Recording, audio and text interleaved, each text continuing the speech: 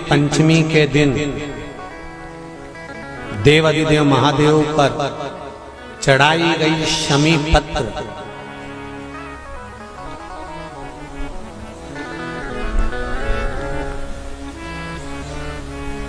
शंकर भगवान पर चढ़ाई गई शमी पत्र आस्तिक मुनि का नाम लेकर, कौन से मुनि? आस्तिक मुनि का नाम लेकर शमी पत्र को वापस उठाकर उसको अपने दरवाजे की चौखट पर कहीं पर भी या द्वार पर कहीं पर भी एक ओर रख देने पर घर के अंदर, बगीचे के अंदर सर्प प्रवेश नहीं करता। ध्यान रखिए, सर्प प्रवेश नहीं करेगा। शमी पत्र समर्पित करने पर, उस शमी पत्र को आस्तिक मुनि का स्मरण करने पर, कौन से मुनि है? आस्तिक मुनि का स्मरण करने पर भीतर घर के अंदर बगीचे में सर्प भी प्रवेश नहीं। उस शमी पत्र में जया, विषहरा, शामली वारी, दौतली और देव, ये पांचों कन्याओं का भाव प्रकट हो जाता है और वो कन्याएं हमारे घर के द्वार की रक्षा करती हैं। तुम्हारे घर की बहन बेटी क्या करती है? तुम्हारे घर की बहन बेटियां क्या करती हैं? घर में बहन बेटी आती हैं तो बद्दुआ देकर नहीं जाती। घर में कन्याएं रहती हैं, बद्दुआ नहीं देती। घर की बेटियां जब दरवाजा छोड़कर शादी कर वाले दिन, विदाई के दिन अगर जाती भी हैं तो बेटियां हाथ में धान भरकर फेंक कर जाती हैं कि मेरा मायका खूब फले फूले आगे बढ़े। छापे लगाकर चली जाती हैं कि हमने हमारी जीवन की सारी दौलत, जीवन का सारा सुख अपने मायके में दे दिया है। वो बेटियां होती हैं। तो जया, विषहरा, शामली बारी, दौतली, देव, ये उस घर में निवास करती हैं जिससे ये घर में हम रक्षा कर सकते, रक्षा कर सकते।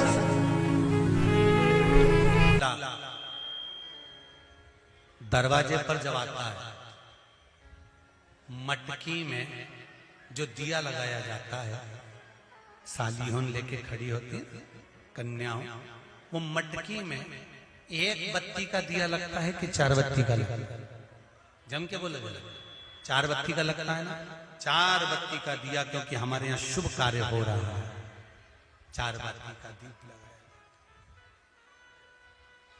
तुम्हारे यहाँ प्रतिदिन घर में आरती करते होगे तो जो घी के डब्बे में भींगी भींगाई बत्ती रखी रहनी, उसको निकाल के धर देते। बोलो सही है कि गलत है? निकाल के धरी, माचिस से लगाई, तन मन धन सब कुछ तेरा, और आरती कर पुरा के, घंटी बजा के, भोग लगा के, शक्कर रख के, भगवान को प्रणाम करके चली जाती। अब तुम्हारे यहाँ सत्यनारायण भगवान की तुमने कथा करवाई तो जो घी की बत्ती लगी वो तो लगी, उसके अलावा एक दिए में कपूर अलग से लगाया। मतलब कितनी बाती हो गई? एक घी की हो गई, एक कपूर की आरती हो गई। जजमान लोग यहाँ आरती करते हैं, उसके बाद में कपूर फिर जला देते हैं। उसका कारण क्या? अधिकता में फल प्राप्त करना, अधिकता में फल देना।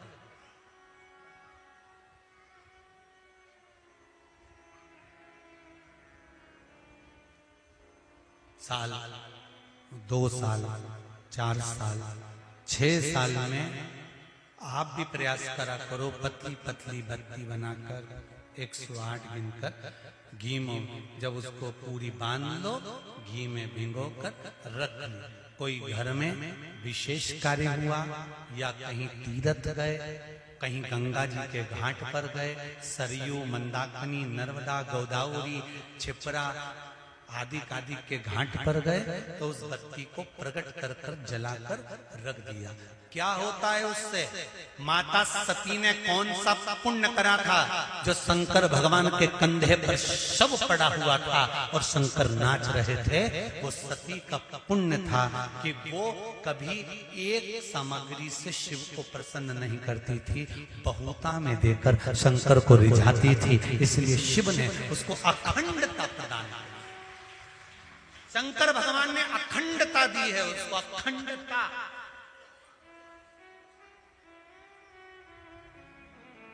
भगवान शिव का नाम कुंदकेश्वर पड़ गया।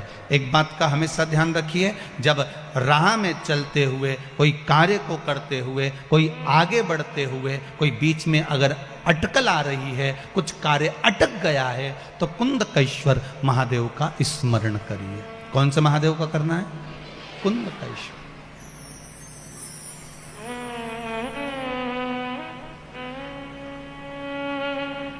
कुंदकेश्वर महादेव का स्मरण करिए। अच्छा, कई लोग एक प्रश्न करते हैं, गुरुजी ये बताओ कि आप बताते हो कि कुंदकेश्वर का स्मरण करो या उद्धूतेश्वर का स्मरण करो या फिर ये देवता का स्मरण करो महाराज, तो ये मंदिर में जाना पड़ता है क्या इनके?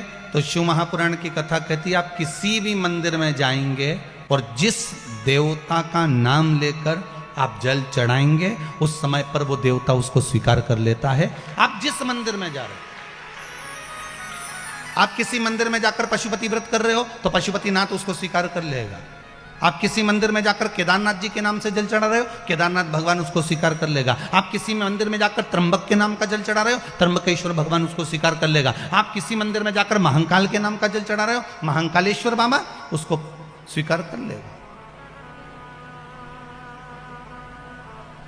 वो उसको प्राप्त कर लेता है, वो उसको ग्रहण कर लेता है। महाराज, श्री शिवाय नमस्तुभ्यम, श्री शिवाय नमस्तुभ्यम। कुंदकेश्वर महादेव का नाम का स्मरण कर लेने पर जीव सुख पा जाता है। आज एक कोई इन्हीं पंडित श्री रमेश मेंदोला मित्र मंडली का ही कोई एक सदस्य सुबह मिलने के लिए आए थे, शायद वो बैठे भी होंगे।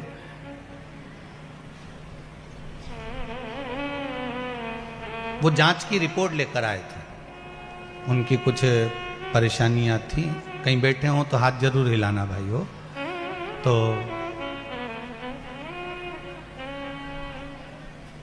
मस्तक पर उनके बिंदी लगी हुई थी और उन्होंने कहा गुरुदेव, डॉक्टर ने इतनी सारी बीमारियां बता दी थी और बहुत घर के लोग टेंशन में आ गए थे, पर मेरे घर के माताजी ने कुछ उपाय भगवान शंकर के कुंदकेश्वर महादेव के करे और कहा 3-4 दिन से कथा सुन रहे हैं ना, और गुरुजी बोल रहे हैं कि 3 महीने में रिजल्ट आएगा। अगर मैंने दिल से शिव महापुराण की कथा सुनी है तो तू आज जांच करा क्या? सारी जांच भगवान शंकर के भरोसे पर आई। वो अगर कथा में बैठे हो तो जरूर हाथ हिलाना भाई हो। तो उन्होंने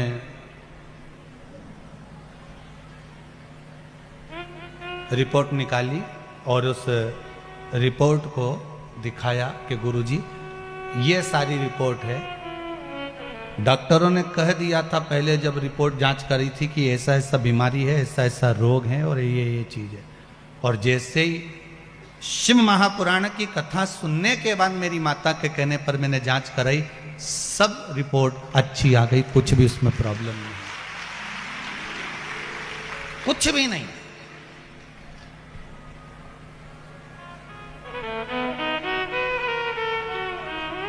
आप बाबा पर विश्वास करते हो तो बाबा आपका साथ देता है।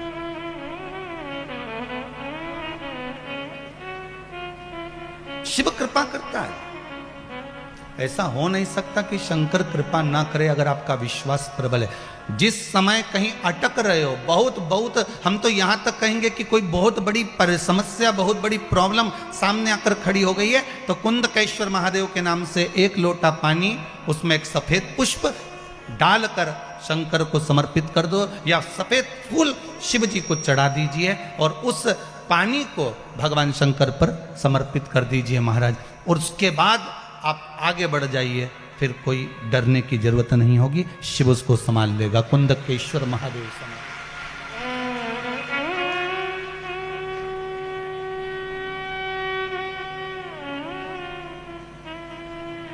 फिर वो देवाधिदेव महादेव उसको संभालेगा, उसके सिवाय कोई दूसरा संभाल भी नहीं सकता।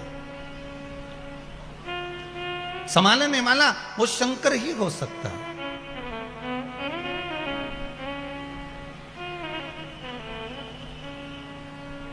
बोलो कुंदकेश्वर महादेव।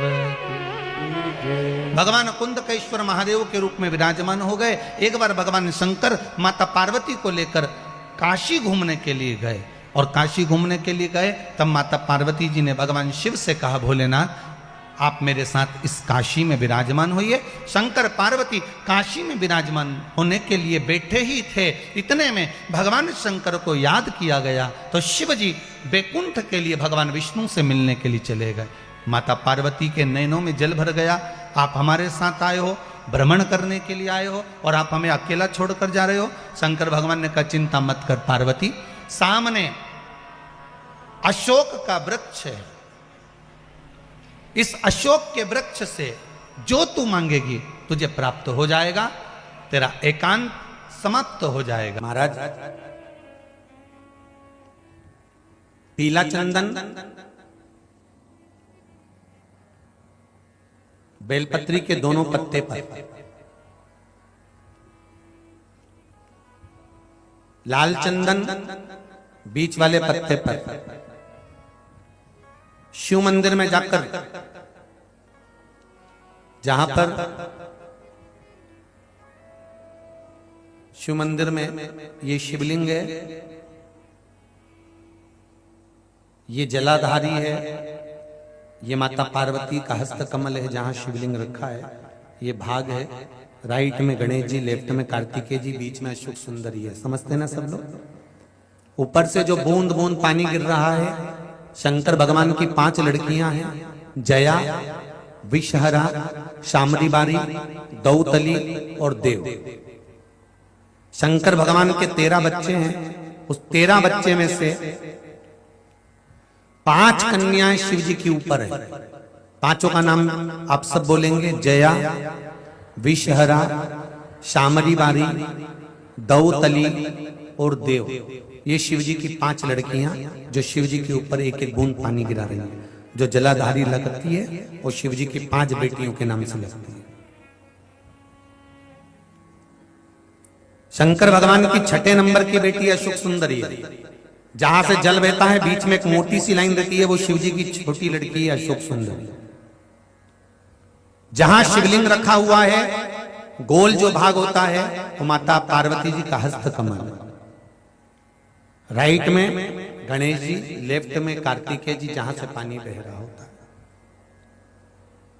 पानी गिरने के बाद में जितनी दूर तक मंदिर के फर्श से निकलकर जितनी दूर तक जाता है, वहां 33 कोटि देवी देवताओं का निवास होता है। इसलिए शंकर जी के जल को लांघा नहीं जाता।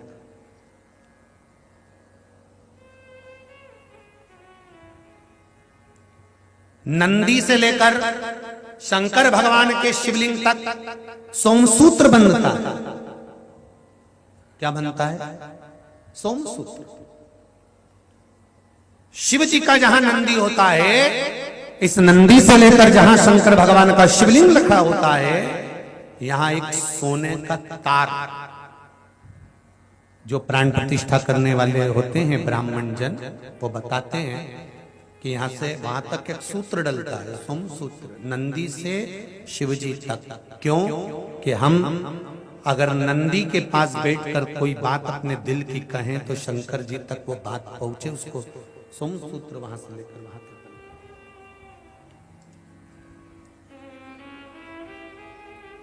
अब तो प्रतिष्ठा के समय पर सोने की वो तार डालते कि नहीं डालते वो पता नहीं, पर शिव मंदिर का नियम है। छोटा सा भी अगर शिव मंदिर बना रहे हो, बड़ा भी बना रहे हो, तो नंदी से लेकर शिवलिंग तक एक सूत्र डलना चाहिए सोने का तार, वो भूमि के अंदर ही होना चाहिए।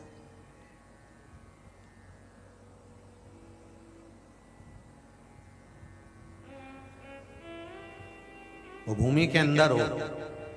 जब फर्श लगे तो उसके अंदर की यहां नंदी बैठेगा, तो यहां से लेके यहां तक शिव जी है, यहां से यहां तक एक तार डाल दिया, एक सूत्र बांध दिया। वो सूत्र क्या काम करता है? सोम सूत्र की प्रामाणिकता क्या है? क्या कार्य करेगा वो? तो वो एक कार्य करता है। आप एक दिन मंदिर गए हो और मंदिर जाने पर अगर आपने एक दिन जल चढ़ाया है, नारी का बीच में रजो धर्म आ गया, वो 7 दिन तक अगर मंदिर नहीं गई है, कोई पुरुष बाहर चले गया, कोई काम आ गया, वो मंदिर तक पहुंचा नहीं है, तो 1 हफ्ते तक अगर आपने जल भी नहीं चढ़ाया है, शंकर के नंदी के पास बैठकर आप अगर आए हो, तो ये सोम सूत्र आपके 7 दिन की पूर्ति कर देता है कि 7 दिन आप मंदिर आए हो। भले आप रजो धर्म के समय पर मंदिर नहीं गए, भले किसी कारण से बाहर चले गए, पर शिवजी पर अगर आप जल चढ़ाकर नंदी के पास 2 मिनट बैठे हो, नंदी के ऊपर हाथ फेरा है या नंदी के कानों में कुछ कहकर आए हो, नंदी का स्पर्श कर आए हो, तो सोम सूत्र का वो तार नंदी के भाव से शंकर से कहता है कि वो नित्य प्रति स्मरण किया। नित्य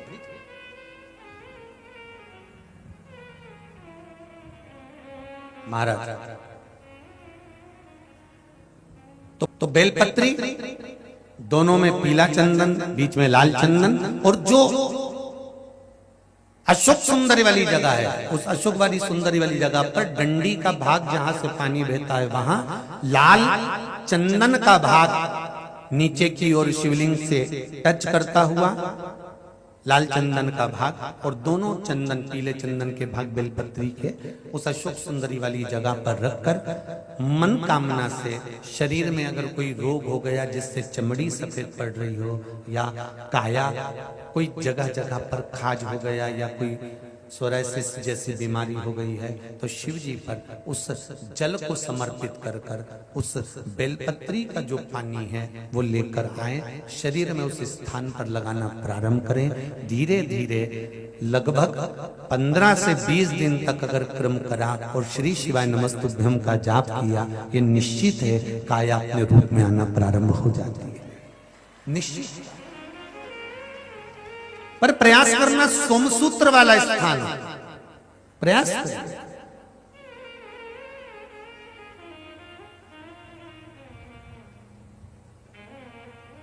उच्चारण एक ही करना है आपको उस समय पर जल चढ़ाते समय, षडाक्षर मंत्र का उच्चारण। षडाक्षर मंत्र को सब बोलेंगे साथ में, चालू हो जाइए। ओम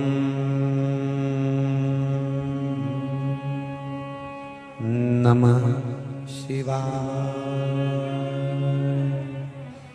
ओम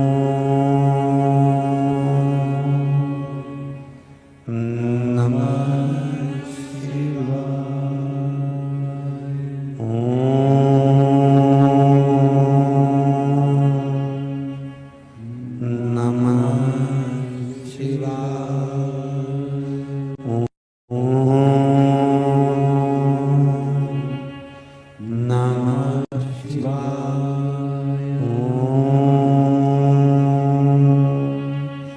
नमः शिवाय, षडाक्षर मंत्र का जाप करेंगे जल चढ़ाते समय। सेमरी हरचन की कथा में कहा था, रायसेन की कथा में वर्णन किया था, और हाले कोसा में जो साहू परिवार ने कथा कराई थी उसमें वर्णन किया था कि सूर्य नारायण भगवान को हम जब जल देते हैं, जल की धार एकदम पतली चलना चाहिए, एकदम पानी उंडेल कर नहीं आना, थोड़ा धीरे धीरे स्लो। जिस माता के या किसी भाई के तन पर पूरे स्थान में अगर कहीं कैंसर की गांठ भी बता दी है, और अगर आप सूर्य नारायण भगवान को प्रातः के समय पर उसको देखकर जल में सूर्य की किरणों को देखकर जल छोड़ रहे हैं, सूर्य को अर्घ दे रहे हैं, और वो जल की धार आपके कैंसर वाली जगह पर या गांठ वाली जगह पर उस सूर्य की किरण पानी में से आपके उस स्थान पर पड़ रही है जहां पर गांठ है। तो आप 1 या 2 महीने तक लगातार जल चढ़ाएंगे, उसके बाद जाकर जांच कराइए, गांठ धीरे धीरे गलना प्रारंभ हो गई होगी। सूर्य के अर्घ में वो बल होता।